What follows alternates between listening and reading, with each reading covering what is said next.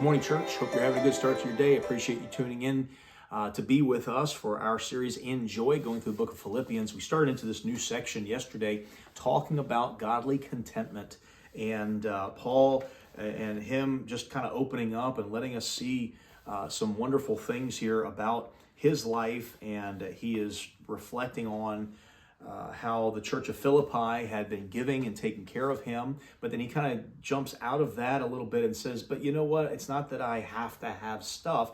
Not that he's not appreciative of what they have done for him. He goes on to appreciate them and to thank them a lot for their love for him and for their communication, as it's called here. We'll get to that later on. But he's very appreciative of what they've done for him. But at the same time, he's saying, but I don't have to have things to make me happy and to make me joyful. He says there in verse 11, what we read yesterday, he says, I've learned in whatsoever state I am therewith to be content. And what a wonderful thing that is if we can get there and stay there. But then he's going to describe what this contentment looks like. In verse number 12, he says, I know both how to be abased and I know how to abound. Everywhere and in all things, I am instructed both to be full and to be hungry, both to abound and to suffer need.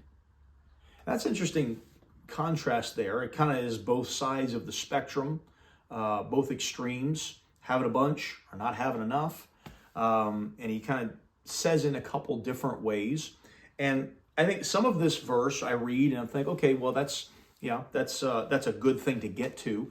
Some of it, though, it makes me pause and think about. Think of it this. He said, I have known both how to be abased, that is to be kind of, when I think of abased, I think of like Job, having everything stripped away from you. That's the idea of being abased.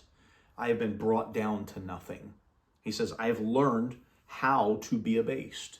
I've learned how to go through being stripped away of all my material goods and just having not really anything materially to my name. And I know how to abound. That would be increasing in goods and material things. He says, I've learned how to do both.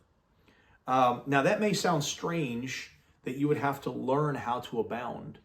But I don't know if you've ever played sports before, if you've ever coached sports before more specifically. Sometimes in coaching, especially coaching youth sports, I did some coaching of some youth sports years ago.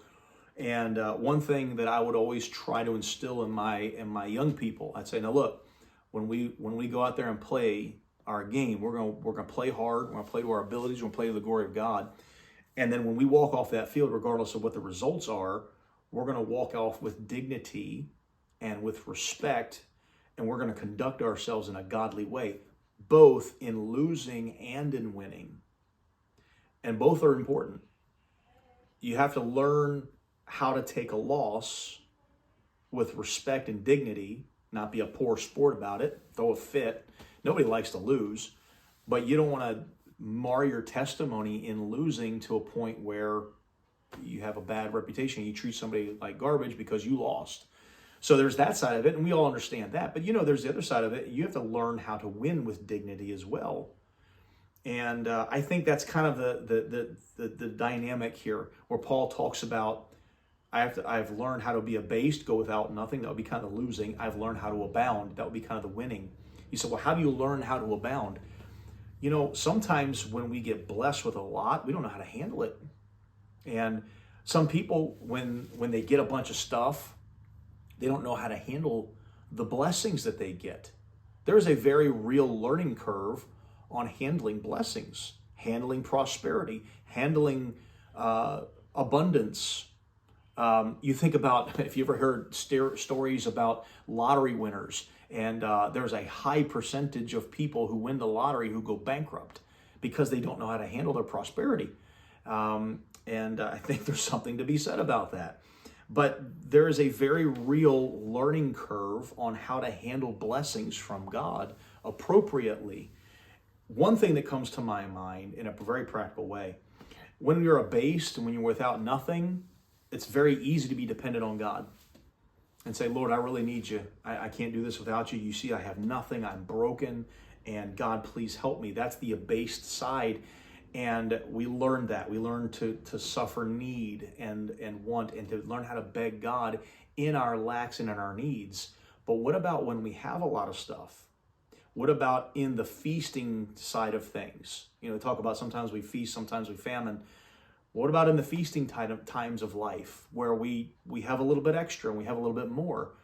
Can we still maintain our dependency on God in those times? That's important, because God can very easily strip all that stuff away from us to where we go back to the abased side. And so I want to learn not just how to be abased, I want to learn how to abound in the right way. I want to learn how to still stay dependent on God, even when in good times. Sometimes the good times can be dangerous times, spiritually speaking, because if we think that because times are going good, that we don't need God, that's dangerous. We still need God even when times are good. It might not come to our minds as quickly and as readily, but we still need God all the time. And so I think that speaks a lot to what Paul is saying here. I've learned to be abased. I've learned to abound. I've learned to still stay dependent on God, even when God's providing a bunch of things and he's meeting all my needs. I can still stay connected to him and keep that dependence on him. Great lesson of maturity there in Paul. So he says, I know both how to be abased, I know how to abound. Everywhere and in all things, I'm instructed both to be full and to be hungry, both to abound and to suffer need. And so he got to the place where he knew how to handle both okay. He could maintain his equilibrium spiritually and his balance spiritually when he didn't have a whole lot or when he had a lot. He stayed even keeled with the Lord regardless of what was going on the material side.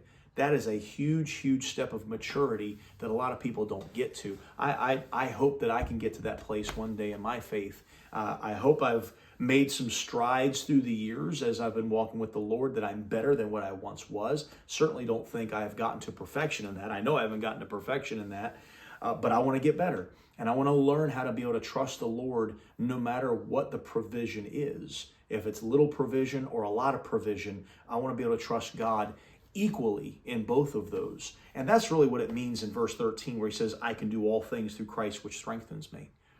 That's the all things he's referring to. Now, can this be applied to other things? Sure, it can. People use this verse and apply it to a lot of different areas of the Christian life, and there's nothing wrong with that. But just understand the context of what he's saying.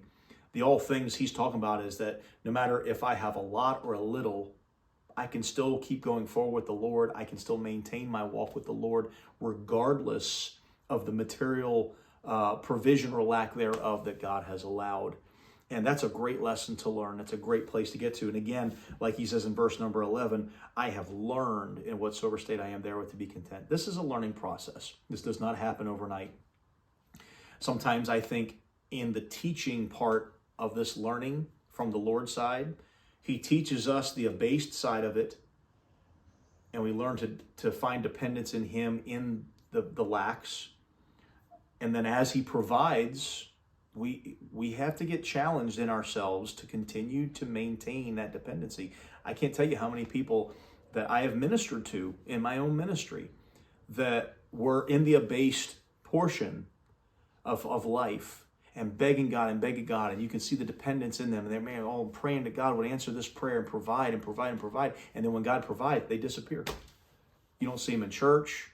Their faithfulness just wanes and tapers off because, well, they got what they needed, and now they don't need God anymore. Now, they won't come out and say that. They'll say with their mouths, oh yeah, I need the Lord, but in their actions, they don't demonstrate it. That's a sad thing. That's not what God wants.